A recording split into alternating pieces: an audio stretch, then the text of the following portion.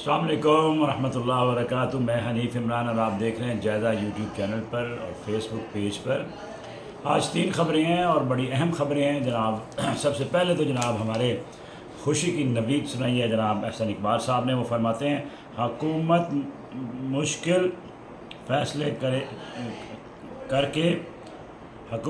فیصلے کر کے دیوالیہ ہونے والی معیشت کو سنبھالا دے دیا ہے۔ کیا بات ہے جناب احسن اقبال صاحب۔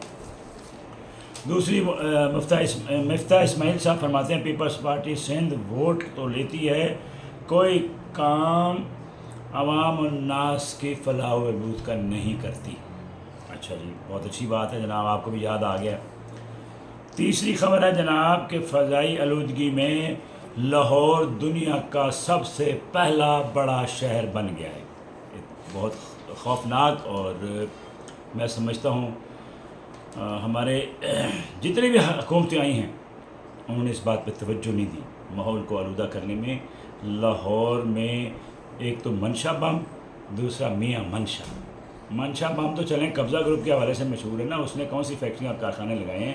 سب سے زیادہ حصہ جو ہے اس میں میاں برادران اور میاں منشا صاحب۔ ہاں جی وہی جو نشاد، سمجھ گئے آپ، سارا کانا ادھر ادھر چادرہ سب بھر دیا انہوں نے۔ اور وہ پھر انڈیا سے جو ہمارے پڑوسی ملک کے جو لوگ اپنی فصلوں کو جب جلا دیتے ہیں تو اس سے جو ماحول میں آلودگی پیدا ہوتی ہے اور اس طرح جو بیماریاں وہ بڑھ رہی ہیں، اور ہمارے کان پہ جو تک نہیں رہی تھی۔ جتنی میں آج کہتا ہوں جتنی پارٹیاں بھی ہیں، چلیں 3.5 سال جناب بزدار صاحب رہے ہیں، انہوں نے بھی اس پر فوکس نہیں دیا۔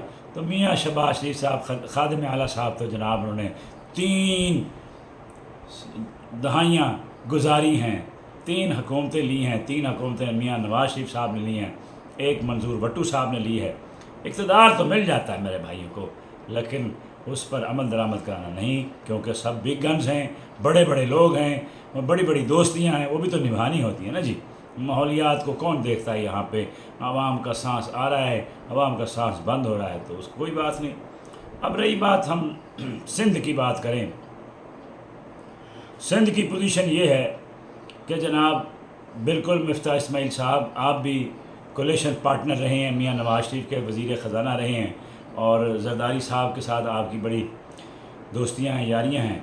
آج تک تو آپ نے نہیں بولا چلیں دیر آئے درست آئے، ہم آپ کو سلوٹ مارتے ہیں، آپ کی پارٹی بھی نہیں ہے، اور میں سمجھتا ہوں وہاں پہ کمپین چلائیں آپ اور نشاندہی کریں۔ اور میں صحافی سے گزارش کروں گا کہ سندھ کے حالات جو ہیں وہ آپ کے لفظوں کے منتظر ہیں، کم سے کم اپنی حق ادا کریں صحافت کا۔ لیکن مشکل ہے، پریشانی اس لیے ہے کہ وہاں پر جو اٹھا لیے جاتے ہیں بندے سندھ میں، صحافیوں کے ساتھ جو سلوک ہوتا ہے، پہلے MQM کرتی تھی، آج ماشاءاللہ یہ اعزاز پیپلز پارٹی نے اپنے ہاتھ میں لے لیا ہے، اور یہ جناب عزم کر رکھا ہے کہ کوئی صحافی اگر کوئی بولے گا سندھ میں، تو میں کیونکہ سندھ میں رہا ہوں، میں اچھی طرح سمجھ سکتا ہوں کہ سندھ کے کیا حالات ہیں۔ آدھا صحیح مکہ کون خبر ہیں، آپ کا تو یہی فکرہ ہی بہت ہے کہ مجھے کچھ پتہ نہیں ہے، اور ابھی ہم نئے آئے ہیں، اور جناب 30 سال کا اقتدار ہے، اس سندھ کے لیے کوئی تھوڑا سا شفقت فرما دیں، کوئی عزت بخشیں اس قوم کو جن پر آپ قابض ہیں، ان کو کم سے کم اسٹریٹ لائٹس دے دیں، صحت دے دیں، تعلیم دے دیں، انصاف دے دیں۔ یہ تینوں چیزیں اور چاروں چیزیں مانگتے ہیں، وہ بھی نہیں ملتی، پھر ان کے زمینوں پہ بھی قبضے آپ کا ماشاءاللہ حق ہے، اب کیا کہہ سکتے ہیں ہم۔ باقی بات آ گئی جناب احسن اقبال صاحب فرماتے ہیں کہ بڑے ہم نے سخت فیصلے کرنے پڑے اور ہم نے معیشت کو سہارا دے دیا۔ سخت فیصلے آپ نے اگر کیے ہوتے میرے بھائی، اپنی ذات کے اخراجات کم کرتے آپ اور آپ کی حکومت اللہ تلل نہ کرتے، تو آج یہ ملک جو ہے مطلب معیشت اس کے استحکام کی بلندیوں کو چھو رہی ہوتی۔ سارا سخت فیصلہ تو صرف نیچے والوں کے لیے آپ لوگ کرتے ہیں۔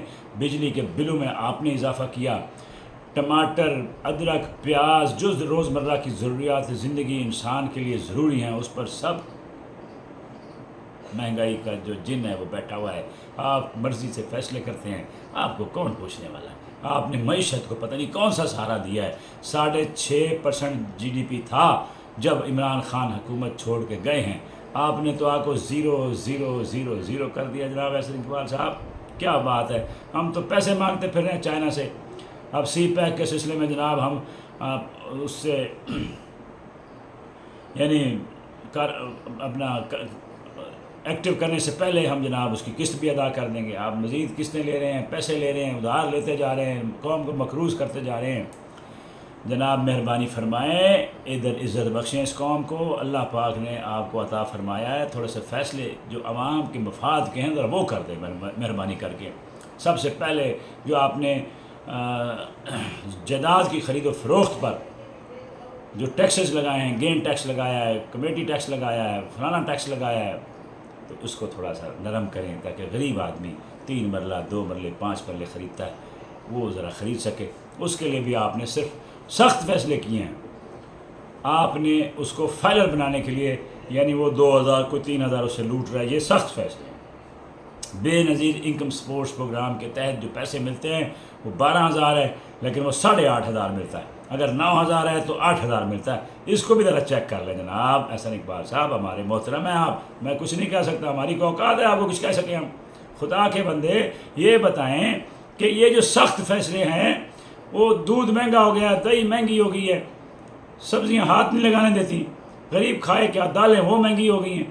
اللہ کے بندوں کو مہربانی کرو، اگر سخت فیصلے کرنے ہیں تو یہ جو منافع خور بیٹھے ہیں آپ کے ساتھ، جو مل کے بیٹھتے ہیں، تصویریں کھنچواتے ہیں، جو آپ کو سپورٹ کرتے ہیں، آپ کو فنانس کرتے ہیں، آپ کی پارٹیوں کو فنانس کرتے ہیں، ان کو ذرا کہیں کہ تھوڑا سا ہاتھ ہولہ رکھیں اس ملک پر اور اس قوم پر ترس کھائیں. تعلیم مہنگی ہے، ہر بندہ، ابھی بچوں کے پیپر چل رہے ہیں، اس میں جناب وہ پیسے مانگ رہے ہیں، جی یہ پیپر فنڈ ہے، یہ ایڈمیشن فنڈ ہے، یہ جناب فیس ہے، اور اس میں بھی وہ لاکھوں کروڑوں روپیہ کما لیتے ہیں ایک جھٹکے سے. ان کو کوئی پوچھنے والا نہیں ہے. ذرا مہربانی فرمائیں، توجہ فرمائیں. وما علینا الا البلاغ المبین.